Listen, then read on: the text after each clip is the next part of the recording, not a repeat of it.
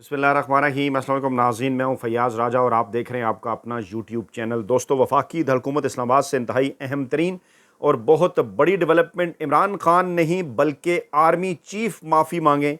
America से खौफनाक telephone call की कहानी क्या है? इमरान खान ने वो कर दिखाया जो पाकिस्तान की सियासी, अदालती, आइनी, कानूनी, इंतखाबी तारीख में कोई सियासतदान नहीं कर सका, और गोया इमरान खान ने पाकिस्तान की इंतखाबी और सियासी तारीख ही बदल कर रख डाली है। तफसीलात में जाने से पहले आज की इमरान खान की स्टेटमेंट, बराह रास्त जवाब इंतहाई अहम। DGISPR ने अपनी कल की प्रेस कॉन्फ्रेंस में यह कहा था कि 2014 के धरने की इंक्वायरी की जाए। इमरान खान का दबंग जवाब। इमरान खान ने कहा कि 2014 के धरने की इंक्वायरी के लिए तैयार हों। ये मामला इंतहाई अहम। इससे पहले कि हम आपको उस टेलीफोन कॉल की, अमेरिका से आने वाली टेलीफोन कॉल की असल हकीकत और उसकी खबर की जानिब लेकर बढ़ें, इमरान खान पाकिस्तान तहरीक इंसाफ के बानी चेयरमैन, उन्होंने कहा कि 2014 के धरने की इंक्वायरी के लिए तैयार हों। इंक्वायरी कमेटी में पेश किया गया तो खुशी होगी। धरने के हवाले से तमाम तर इल्जामात गलत हैं। अडेला जेल रावलपिंडी में साइफर केस की समाअत के दौरान मीडिया से बातचीत करते हुए इमरान खान ने दावा किया कि 2013 का इलेक्शन रिटर्निंग अफसरान का इलेक्शन था, और इमरान खान के पास अपने इस दावे के हवाले से सबूत भी हैं, और इमरान खान का तारीखी धरना किस तरह और क्यों कर हुआ था इमरान खान ने वाजे कर दिया कि बनाएं, इंक्वायरी करें, उसका भी जुडिशल कमीशन बनाएं, मैं तैयार हूं। उन्होंने कहा कि फौज हमारी है, हमें फौज से कोई मसला नहीं। मेरा आधा खानदान फौज और आधा ब्यूरोक्रेसी में है, और फौज को सियासत में ना घसीटें। उन्होंने कहा कि 9 मई के वाकयात का मुझे सुप्रीम कोर्ट में पेश करने पर पता चला। हमने अपनी 27 साल की तारीख में कभी जलाओ घिराव नहीं किया। 9 मई वाकयात को उस वक्त के चीफ जस्टिस पाकिस्तान उमर अता बंदयाल के सामने मैंने इन वाकयात की मजम्मत की थी। 2 हुकूमतें इलेक्शन के लिए तहलील की, कोई सियासी जमात इंतशार नहीं चाहती। 2014 के धरने की इंक्वायरी के लिए तैयार हूं। इंक्वायरी कमेटी में पेश किया गया तो मुझे खुशी होगी। 2014 के धरने के हवाले से तमाम तर इल्जामात गलत हैं। उन्होंने कहा कि सदर ममलकत जो इस वक्त पाकिस्तान के हैं, वज़ीर आज़म पाकिस्तान, वज़ीर आला पंजाब और मुल्क के ऐवान बाला, सेनेट के इलेक्शन सब फ्रॉड हैं। इमरान खान के धरने की इंक्वायरी के हवाले से यह बयान उस वक्त सामने आया जब गुज़श्ता रोज़ ISPR के DG ने एक तवील प्रेस कॉन्फ्रेंस की, जिसमें 9 मई 2023 के वाकयात के हवाले से जुडिशल कमीशन बनाने के मुतालबे की उन्होंने हमायत की, और कहा कि लेकिन ये 2014 में जो पाकिस्तान तहरीक इंसाफ की जानिब से इस्लामाबाद में दिया गया धरना था, उसकी भी इंक्वायरी की जाए। इमरान खान ने इसका बराह रास्त जवाब दिया। उमर अयूब भी बोले, बैरिस्टर गोहर का बयान भी आया, दीगर सियासी रहनुमा भी बोले, वो भी आपके सामने रखेंगे। 9 मई के मामले पर इमरान खान ने कहा कि मैं क्यों माफ़ी मांगूं, माफ़ी तो मुझसे मांगनी चाहिए। और उन्होंने कहा कि अगर बात नहीं करना चाहते तो ना करें, वो तो मुल्क के लिए बातचीत का कह रहे हैं। इमरान खान का दबंग बयान। बिलाशुबा इमरान खान पाकिस्तानी इस्टेब्लिशमेंट के लिए वो सवाल साबित हो चुके हैं जो आउट ऑफ सिलेबस है। नूरा भुट्टो, जुल्फी भुट्टो और नूरा शरीफ है वो, क्योंकि उनकी पनीरी जो थी वो जर्नैली गमले के अंदर हुई, तमाम तर चीज़ें उन्होंने मानी नहीं तो फिर डील कर ली। लेकिन इमरान खान ऐसा आउट ऑफ कोर क्वेश्चन साबित हुए कि तमाम तर मिन्नतों तरलों के बावजूद इमरान खान ना ही तो इस मामले के ऊपर माफ़ी मांगने के लिए तैयार हैं और ना ही किसी किस्म का NRO देने के लिए। उन्होंने वाजे कर दिया कि जब ये सब कुछ हो रहा था, मुझे तो उससे पहले गिरफ्तार कर लिया गया था गैर आइनी और गैर कानूनी तौर पर। उसके हवाले से भी कुछ तफसीलात हम रखने जा रहे हैं आपके सामने। वो बयानात इंतहाई इम्पॉर्टेंट हैं। लेकिन पहले आरिफ अलवी, साबिक सदर पाकिस्तान, उन्होंने कहा माफ़ी का, उन्होंने भी जिक्र किया जो जुल्म करे वो माफ़ी मांगे, यही मसले का हल है। आरिफ अलवी साहब भी कूद पड़े दबंग अंदाज में। उन्होंने कहा कि जमहूरियत से जो लोग वाकिफ़ नहीं वो हमें दर्स दे रहे हैं और मुल्ज़मान को सज़ा मिलनी चाहिए, लेकिन जो जुल्म करे वो माफ़ी मांगे। माफ़ी मसले का हल है। और जुल्म किसने किया पाकिस्तानी अवाम के ऊपर गुज़श्ता 2 बरसों से, इस बात का सबको पता है। किसी के पास सबूत हैं तो अदालतों के अंदर रखे जाएं, खुद किसी भी मामले के ऊपर जज ना बना जाए। और DGISPR ने कहा था कि ये तो मामला साफ़ है, उनके पास सबूत हैं। तो ये बयान है, जवाब है कि सबूत अगर आपके पास मौजूद है तो अदालतों में बनाएं, में पेश करें, अदालती कमीशन में पेश करें। ऐसा कैसे हो सकता है कि खुद ही आप मदई भी बन जाएं और खुद ही जज भी। उन्होंने कहा कि जब सदर था تو اس وقت خان صاحب کہتے رہے بات چیت ہونی چاہیے، اور میرا پہلے دن سے رابطہ ہے عمران خان کے ساتھ، ججز نے خط لکھے ہیں، ان کے ساتھ جو ہے وہ ان کے ساتھ انصاف ہونا چاہیے، اور یہ اس وقت مصنوعی حکومت ہے، مجھے اور میرے ساتھیوں کو نہیں لگتا یہ مدت پوری کرے گی۔ جس کے پاس اختیار ہے اس کو چاہیے کہ وہ مذاکرات کرے، اور اپنے اپوزیشن لیڈر سے حالات معلوم کرنے آیا تھا۔ افسوس ہوتا ہے کہ پارلیمنٹ کو کس طرح فارم 47 کے ذریعے جو ہے وہ بنایا گیا، اور انہوں نے واضح کر دیا کہ ہم پاکستانی ہیں، عوام ہمارے ہیں، فوج ہماری ہے، ادارے ہمارے ہیں، لیکن اگر رزلٹ بیلٹ پر نہیں ملے گا تو پھر کوئی اور راستہ سیاستدان نہ اختیار کر لیں۔ عمران خان ہمیشہ کہتے رہے پرامن احتجاج ہو اور بات چیت کے ذریعے سب مسائل جو ہے وہ حل ہو، اور انہوں نے واضح کر دیا کہ اس وقت بلا شبہ عمران خان پاکستان کی تاریخ کے سب سے پاپولر لیڈر ہیں۔ عمر ایوب صاحب نے دبنگ انداز میں سیمینار سے خطاب کیا، انہوں نے کہا آئین میں واضح ہے فوج سیاست میں مداخلت نہیں کرے گی، اور آئین اور قانون کی ملک میں بالادستی ہونی چاہیے۔ وہ ایک سیمینار سے خطاب کر رہے تھے، اس وقت اپوزیشن لیڈر ہیں، پاکستان تحریک انصاف کے رہنما ہیں۔ انہوں نے کہا جناب بانی پی ٹی آئی نے سیاسی قائدین سے رابطے کی ذمہ داری دے رکھی ہے۔ بانی پی ٹی آئی سے گزشتہ ہفتے میری ملاقات ہوئی تھی، اور انہوں نے گزشتہ ہفتے بھی کہا کہ پاکستانی عوام کو جا کر بتا دیں کہ میں کسی قسم کی کوئی سودے بازی نہیں کروں گا، کسی سے این آر او لوں گا نہ کسی کو این آر او دوں گا، میں مزید لمبے عرصے کے لیے جیل کاٹنے کے لیے تیار ہوں، لیکن جو آئینی قانونی موقف ہے اسے پیچھے نہیں ہٹوں گا۔ عمر ایوب نے کہا کہ عمران خان سے میری گزشتہ ہفتے ملاقات ہوئی، اور پی ٹی آئی نے، پاکستان تحریک انصاف نے بہت قربانیاں دی ہیں آئین اور قانون کی بالادستی کے لیے۔ ہمارا ایک ہی پوائنٹ ہے کہ آئین اور قانون کی بالادستی ہو آئین اور قانون کی بالادستی ہو ملک کے اندر، اور پی ٹی آئی کارکنان نے تشدد برداشت کیا ہے، لاٹھیاں کھائی ہیں، مجھ پر ایک کیس ایکس رے مشین کی چوری کا بھی بنایا گیا ہے، قتل، اغوا اور دہشت گردی کے جو مقدمات ہیں وہ بھی ہم پر درج کیے گئے ہیں، لیکن اس کے باوجود ہم جھکے نہیں، ہم ڈٹے ہوئے ہیں۔ سابق اسپیکر قومی اسمبلی اور پاکستان تحریک انصاف کے رہنما اسد کیسر ایک سٹیپ آگے گئے، انہوں نے 9 مئی کے واقعات کے اوپر معافی مانگنے سے انکار کرتے ہوئے کہا کہ اللہ پاک معاف کرے، ہم اپنے باپ سے معافی نہیں مانگتے، کسی اور سے معافی کیا مانگیں گے۔ انہوں نے کہا کہ ملک میں آئین اور قانون کی بالادستی چاہتے ہیں، تمام شہریوں کے برابر کے حقوق چاہتے ہیں، اس کے لیے تمام اداروں کو آئینی حدود میں رہ کر کام کرنا ہوگا۔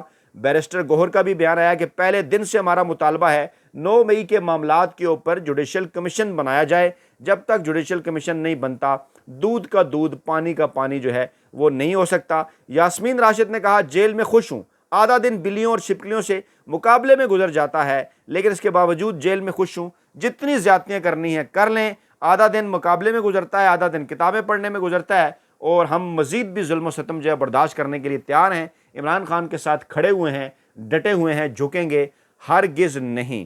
ایک اور بڑی ڈیولپمنٹ پاکستان میں ایچ آر سی پی نے 2023 میں جو کچھ پاکستان میں انسانی حقوق کی خلاف ورزیاں ہوئیں ان سے متعلق جو رپورٹ ہے وہ جناب جاری کر دی ہے، اور انصاف کی فراہمی میں دنیا بھر کے پاکستان کا نمبر 142 ممالک میں سے 125ویں نمبر پر ہے۔ عدالتوں میں 22,60,000 سے زائد مقدمات زیر التوا ہیں، اور قاضی فائز عیسیٰ صاحب اس وقت ایک مخصوص ایجنڈے کے تحت عمران خان کے بغض میں مبتلا ہو کر صرف اسی قسم کے کیسوں ہی کو لے رہے ہیں جن کے اندر وہ عمران خان کے خلاف جو ہے وہ اپنا بغض نکال سکیں۔ دوسری جانب ایچ آر سی پی کی جو رپورٹ انتہائی خوفناک جو بتاتی ہے کہ پاکستان کے اندر صورتحال انسانی حقوق کے حوالے سے انتہائی افسوسناک ہے، اور خاص طور پر 2023 جب پاکستان کے اندر شہباز شریف کی مافیا کی، ہینڈلرز کی اور سہولتکاروں کی چنتخب حکومت تھی۔ لاہور میں وکلا اور پولیس آئے ہیں آمنے سامنے، جی پی او چوک میدان جنگ بن گیا ہے۔ پاکستان بار نے کل ملک گیر ہڑتال کا اعلان کر دیا ہے۔ معاملہ یہ ہے کہ ملک گیر ہڑتال کرنے جا رہی تھی پاکستان بار کونسل، احتجاج کر رہے تھے وہ وکلا پر دہشت گردی کے مقدمات کے خلاف، کہ پولیس کی جانب سے ان کے اوپر لاٹھی چارج کیا گیا، ان کے اوپر شیلنگ کی گئی، اور گرفتاریاں بھی عمل میں لائی گی وکلا کی۔ 50 سے زائد وکلا کو گرفتار کر لیا گیا ہے، اور یہ جو کشیدہ صورتحال ہے، مال روڈ اور اطراف کی سڑکوں پر ٹریفک کی روانی بھی متاثر ہوئی، گاڑیوں کی لمبی قطاریں لگ گئیں، جی پی او چوک میٹرو بس اسٹیشن بھی بند کر دیا گیا۔ کل پاکستان بار کونسل نے پولیس تشدد کے خلاف ہڑتال کی کال دے دی ہے، اور احسن بھون جو کہ نون لیگ کے بڑے فیورٹ تھے گزشتہ چند عرصے کے دوران، وہ کہہ رہے ہیں، اب ان کے قریبی ذرائع کا کہنا ہے کہ پتہ نہیں چل رہا کہ اب ہمارے ساتھ ہو کیا رہا ہے، حکومت بھی ہماری ہے، لیکن اس کے باوجود انہوں نے کہا کہ کل ملک بھر میں احتجاج ہوگا، کوئی وکیل عدالت میں پیش نہ ہوگا اور ملک بھر کے اندر وکلا جو ہے وہ ریلیاں نکالیں گے۔ یہ ہے جناب صورتحال مریم نواز کی اس موجودہ چنتخب حکومت کے انڈر۔ بشرا بی بی کی بالآخر درخواست ہوگی منظور اور حکومت کا بنی گالہ کو سب جیل قرار دینے کا جو نوٹیفیکیشن ہے وہ کالعدم قرار دے دیا گیا ہے، اور اب عمران خان کی اہلیہ بشرا بی بی بنی گالہ سے اڈیالہ جیل منتقل کی جائیں گی۔ محفوظ کیا گیا فیصلہ چند دن پہلے جو محفوظ کیا گیا تھا اسلام آباد ہائی کورٹ کے جسٹس میاں گل حسن اورنگزیب نے سنا دیا، اور عدالت نے بشرا بی بی کی رہائش گاہ بنی گالہ کو سب جیل قرار دینے کا حکومتی نوٹیفیکیشن غیر قانونی قرار دے کر اسے کالعدم قرار دے دیا، اور بشرا بی بی کو فوری طور پر بنی گالہ سب جیل سے اڈیالہ جیل منتقل کرنے کا حکم جاری کر دیا۔ اور جیل حکام نے اس سے پہلے موقف اختیار کیا تھا کہ ہمارے پاس جگہ نہیں ہے، ٹھیک ہے۔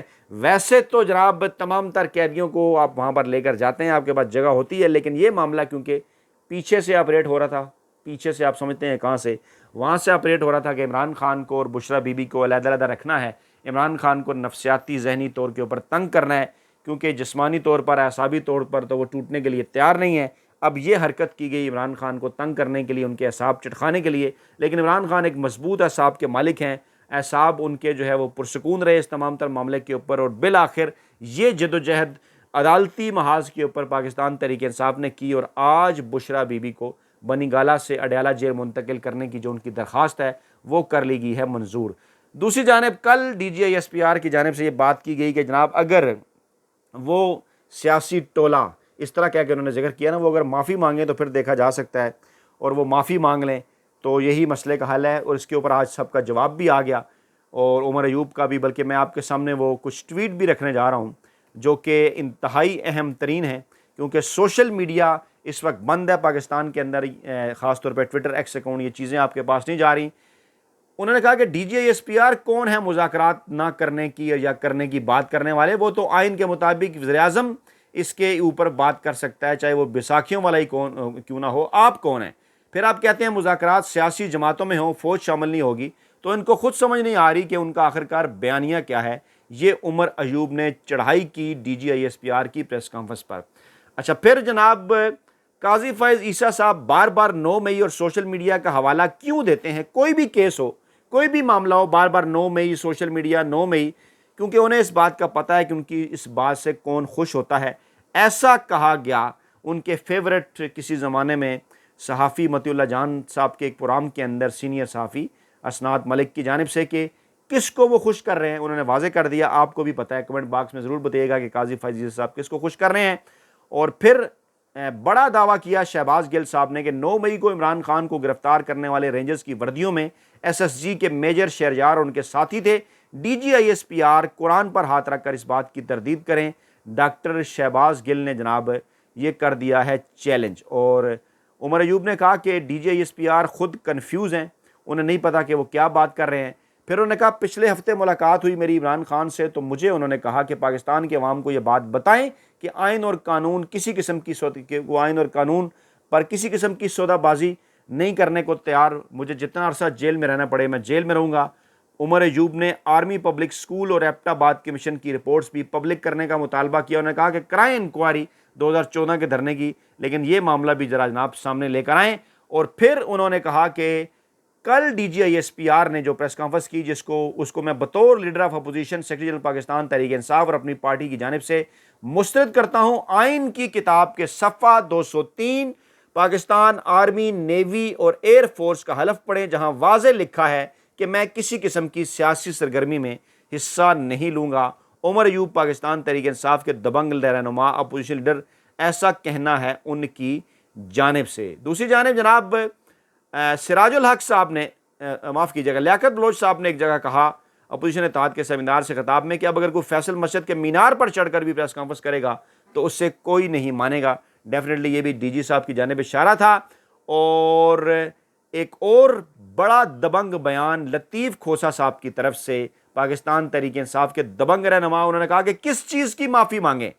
ملک پر قبضہ کرنے کی معافی تم مانگو، یہ کہا لطیف کھوسا نے۔ انہوں نے کہا کہ ملک پر 40 سال تک جو مارشل لا مسلط کیا اس کی معافی تم مانگو، ہمیں کون ہوتے ہو کہنے والے تم کہ ہم معافی مانگیں؟ معافی تو تمہیں مانگنی چاہیے۔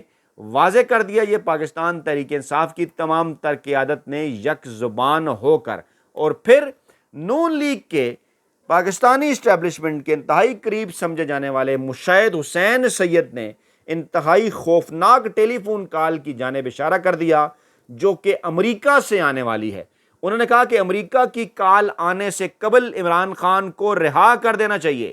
یہ بات مشاہد حسین سید نے کی کہ اس سے قبل کہ ڈونلڈ ٹرمپ امریکہ میں انتخابات جیت کر کہے کہ رہا کریں عمران خان کو، یہ غیر آئینی اور غیر قانونی طور پر قید ہیں، عمران خان کو رہا کر دینا چاہیے کال آنے سے پہلے، اور سب سرکاری سسٹم کا حصہ بن گئے 8 فروری کے بعد۔ بنیاد فارم 47 ہے، دوسری طرف عوامی قوت ہے جس کی بنیاد فارم 45 ہے، مگر پاکستان کی تمام تر کہانی ایک قیدی نمبر 804 کے گرد گھوم رہی ہے، اور ہماری جماعت کو اتنا بڑا دھچکا لگا ہے تاریخی، پہلے کبھی نہیں لگا، اور 30 سال کی سیاست نون لیگ کی 8 فروری کو ہو گئی ہے ملیا میٹ، ایسا کہنا تھا مشاہد حسین سید صاحب کا۔ اپنا بہت خیال رکھیے گا، دعاؤں میں یاد رکھیے گا۔ نئی ویڈیو کے ساتھ جلد حاضر ہوں گے، اللہ نے کے مان۔